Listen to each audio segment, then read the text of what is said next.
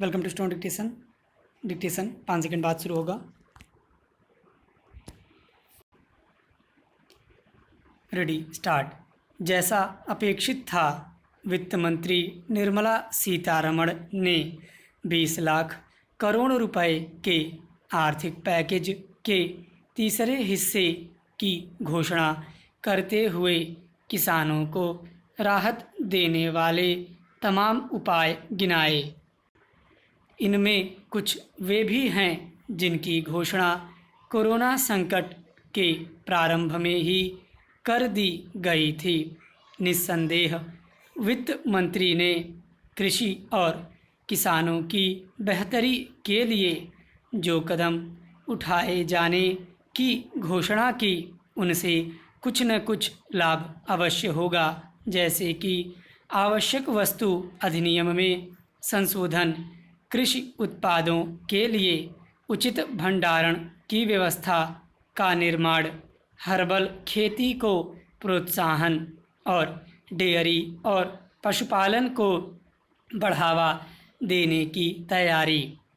वित्त मंत्री के अनुसार सरकार कृषि के बुनियादी ढांचे को बेहतर बनाने के लिए 1 लाख करोड़ रुपए खर्च किए जाएंगे।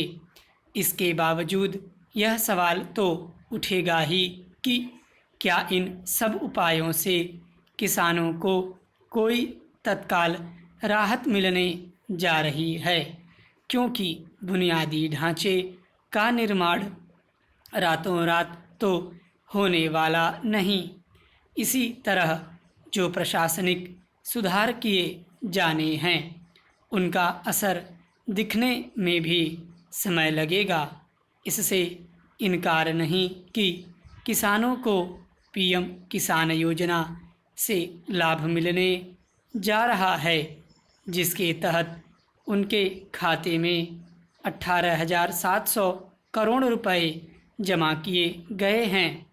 इसी तरह फसल बीमा योजना के दावों की पूर्ति से भी उन्हें राहत मिलेगी और उचित दाम पर कृषि उपज की खरीद से भी।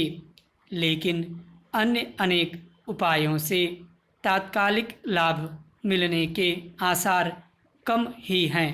वास्तव में इसी कारण कृषि और किसानों पर केंद्रित पैकेज को लेकर भी वैसे ही सवाल उठ रहे हैं, जैसे 2 और पैकेज के तहत की गई घोषणाओं को लेकर उठे थे।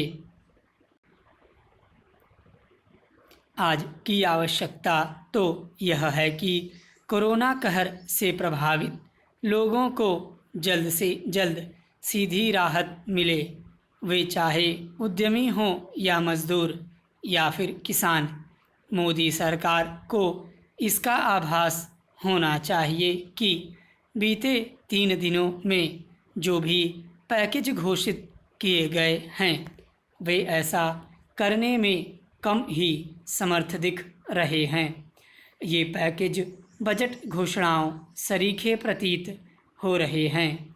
ये पैकेज प्रभावित लोगों को मनोबल बढ़ाने और उन्हें यह उम्मीद बंधाने वाले तो हैं ही कि वे संकट से उबर जाएंगे, लेकिन अगर ऐसा नहीं हुआ तो फिर उस मुसीबत से छुटकारा मिलने वाला नहीं जो सामने खड़ी दिख रही है। उचित यह होगा कि सरकार पैकेज की घोषणा करके ही कर्तव्य की इतिश्री न करे, बल्कि यह भी देखें कि लाभार्थी वांछित राहत महसूस कर रहे हैं या नहीं। उसे इसका भी एहसास होना चाहिए कि उसकी कई घोषणाएं ऐसी हैं जो पहले ही हो जानी चाहिए थीं। जरूरी कदमों के लिए संकट की प्रतीक्षा का औचित्य नहीं। स्टॉप।